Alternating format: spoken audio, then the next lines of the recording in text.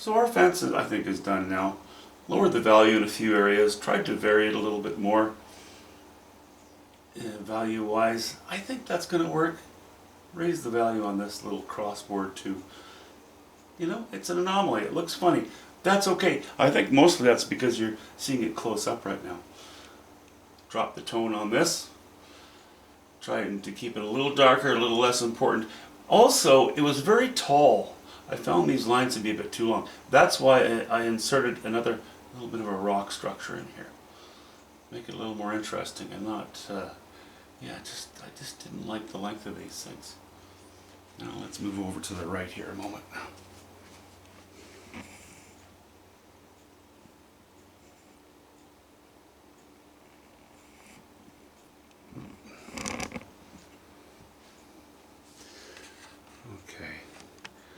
I should zoom in, I guess. We'll catch these two doorways. All right. I thought that maybe somebody put a few boards to block, or to maybe keep feed in there. Maybe some hay, I don't know, but you know, some removable boards in the front. I don't know what the structure is. Maybe that's a fly strip. Maybe it's a lost ballot from some corrupt election. You never know.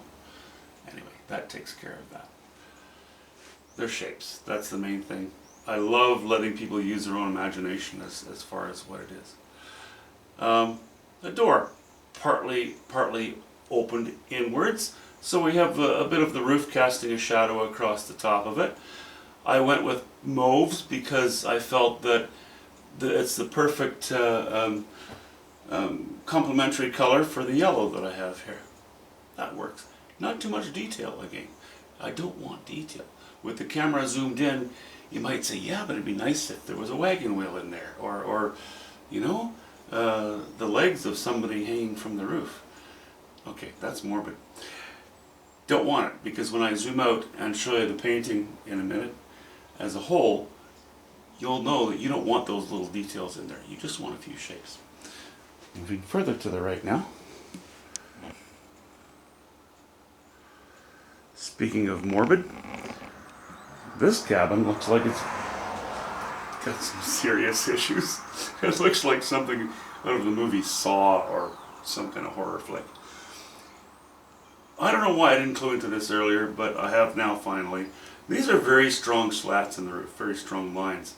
I may still break this one up a little bit, but it occurred to me that you know, when I have that strong horizontal lines, I need to make strong vertical lines. I have some strong vertical lines on the side, but they're not strong enough because this is in the shadow.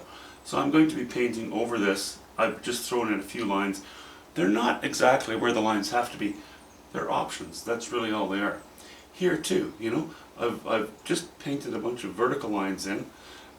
The horizontal lines will mostly get painted over, but I'm going to bring up the chroma of this shed, of this red shed. I painted in this door and window thinking, I don't think I want all these different holes in buildings. So I wanted to board over a couple of things. I boarded in the window. I was happy with it. Then I boarded in the door. Not happy. So I've taken to those two spots, I've taken my absorbent tissue paper, and I have withdrawn. I have absorbed the paint and excess oil from those areas. Then I laid in these vertical stripes, and I'm going to add a little more Cad Orange Deep to my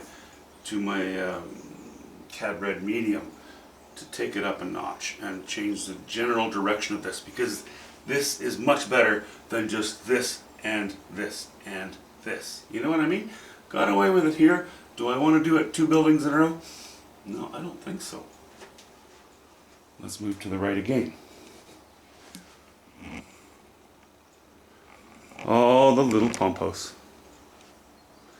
I was so tempted at first to leave the remnants of some equipment in there. And in the finale, I did not want to have people peeking in there going, oh, what is that? You know, I'd end up with these little details. And again, zoomed up on the camera, it may look okay, it may have looked okay, but when you back it out, put it, you know, within context of the size of the painting, and that is more important than anything else, it would have become more, what, litter. It would have just been distracting and not very strong. So I just decided to put a clasp on there, some sort of door stopper, and just lay in some old weathered wood.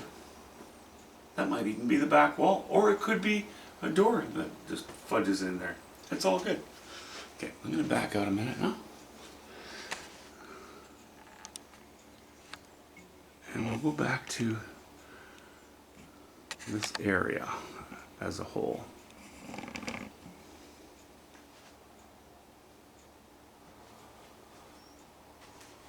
So this is highest chroma, highest value. The complementary purple mauve helps this area. This is going to be brought up a notch again.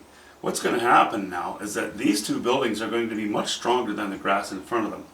Of course, they're painted buildings. They would be. But actually, I think it would even benefit the painting more if I were to intensify the greens.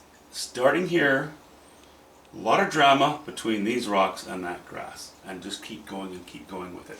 It'll have to taper off to the right here a little bit. But, you know, as I've done one area, then I become bold enough to do another area. That's, you know, on a small painting, I don't have that issue too much, but on something this size, I need that. I need that one thing bouncing off of the other to see what I can get away with. So I get closer and closer to playing all of my cards as the painting becomes stronger, certainly the focal area. So I'm still going to play with that. Okay, now let's pick up my tripod here.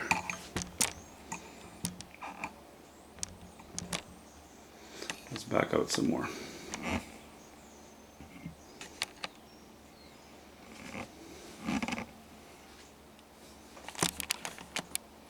So yeah, I have quite a ways to go yet. Done more on the sky. I brought the colors of the sky in this area closer considerably to these colors. And I like it. Chop the bottom of this cloud off a little bit. You know, it still needs a bunch of work. I didn't play in the sky at all today because this was really rewarding and more fun. Pretty selfish, eh? Anyway. This has all gone well. I'm going to have to go back and revisit the sky, but I'm going to do that later because now I have my mindset on getting this area more how I would like it to be. You know, this is it's the most important part. I mean, they all have to work together, but now that I've set my heart on what I want to do here, I'm just going to get to it and finish it. Still have work to do in the sky, still have work to do on the water. A few strokes on the rocks here and there. And on and on and on. Talk to you soon.